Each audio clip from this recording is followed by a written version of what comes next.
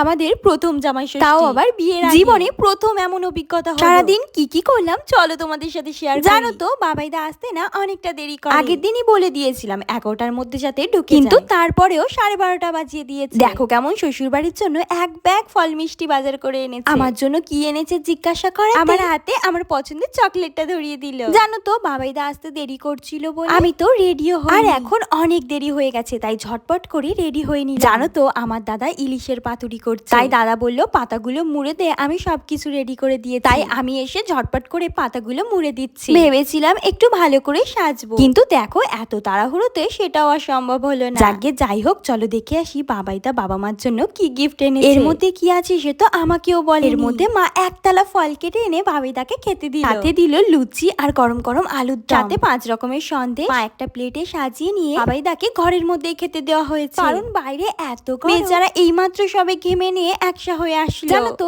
এই বছরে না ডালা দেওয়া নেই, প্রায় কেউই ধান দুল্প দিয়ে আশীর্বাদ করছে, তাই আমরাও সেই নিয়মটা পালন করি। বাবাইদা না একা একা একেবারে খেতে চাইছে না, তাই আমরা সকলে মিলে একসাথে খেতে বসেছি। বাবাইদার সাথে সাথে আজকে তো আমিও এই বাড়ির কুটুম হয়ে গেছি। ওদিকে কিন্তু দুপুরের রান্না বান্না সব কমপ্লিট। বাবাইদা আসতে দেরি করাতে সকালের খাবারটা এখন 1:30টার সময় খেতে হচ্ছে, আর দুপুরের খাবারটা যে কখন খাওয়া হবে ভগবান জানে। খেতে খেতে এত রাগ হচ্ছে, বাবা মা আছে তাই আর কিছু বলি, নইলে যা কথা শোনাতাম। যাই হোক অনেক খেয়ে ফেলেছি বাবা, তাই বাইরের দিকে একটু ঘুরতে আসলাম। এত খেয়ে ফেলেছি একটু হাঁটাহাঁটি করলাম, অনেকখানি গল্প করলাম, তারপর মা ডেকে বললো খাবার একেবারে তৈরি। এসে দেখলাম মা বাবাইদার জন্য খুব সুন্দরভাবে থালা সাজিয়ে রেখেছে। আমাদের আজকে দুপুরের মেনু হয়েছে ডাল, পোস্ত আলু ভাজা, পটল ইলিশ মাছের পাতুরি, চিকেন কষা, মাটন কষা, সাথে চাটনি, পাঁপড়, মিষ্টি আর দইটা না দিতে ভুলে গেছে মা। শেষে একেবারে কোল্ড ড্রিঙ্কস ছিল। এই হলো আজকে আমাদের দুপুরের মেনু। বাবাইদা আপাতত পটল চিংড়ি দিয়ে খাচ্ছে, দিকে বাবাইদার সাথে বাবা আর দাদাও খেতে বসে, মা সবাইকে একটু পরিবেশন করে দিচ্ছে। তো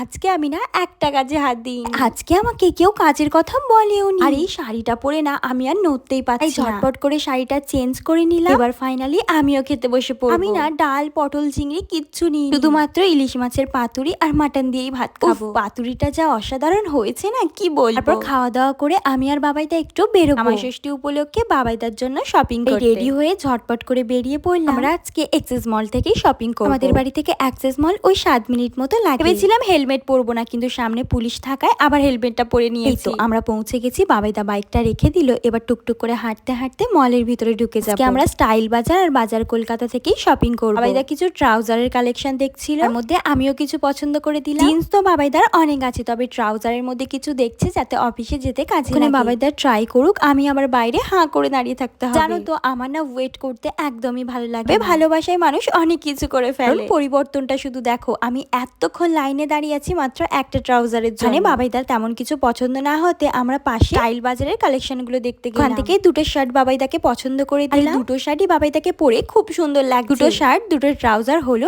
এবার এটাকে বিলিং করে নেওয়ার পালা। আমার টাকা থেকে আমি শপিং করাচ্ছি, আবার আমার হাতে টাকা দিয়েছিল যাতে আমরা দুজনে বাবাইদার পছন্দ মতো ড্রেস কিনে আনতে পারি। এখানে না লাইনটা একটু কম আছে, তাই ঝটপট করে আমাদের বিলিংটা হয়ে গেল। আমরা দুজনে শপিং এ আসলে কখন যে 2 থেকে 3 ঘন্টা কেটে যায় আমরা তো একেবারেই বুঝতে পারি না। আমাদের আবার বাড়ি যাওয়ারও তাড়া আছে, কারণ বাবাইদা আমাদের বাড়িতে গিয়ে আবার নিজের বাড়িতে ফিরবে। তোমরা তো জানোই বাবাইদার বাড়ি থেকে আমাদের বাড়িতে প্রায় 2 ঘন্টা লাগে। আর ওই 5টার সময় ভাত খেয়ে বাইরে আর কিছু মনে হয় নিজে খাবো, তাই একটু আইসক্রিম খেয়ে নিলাম বাবাইদা। তবে ওর নাম করে নিলেও বেশিরভাগ কিন্তু আমি খেয়ে ফেলি। যাই হোক দুটো আইসক্রিমে আমি একটু ট্রাই করে নিলাম, তারপর বাবাইদাকে একটু খাইয়ে দিলাম। তাই হোক আজকে জামাই ষষ্ঠী বলে কথা। তারপর আমরা খেয়ে দিয়ে এখন বাড়ির উদ্দেশ্যে রওনা। জীবনের প্রথম জামাই ষষ্ঠীর ব্লগ কেমন লাগলো কমেন্টে কিন্তু জানাতে একদম ভুলো না। পরের ভিডিওতে আবার দেখা হচ্ছে।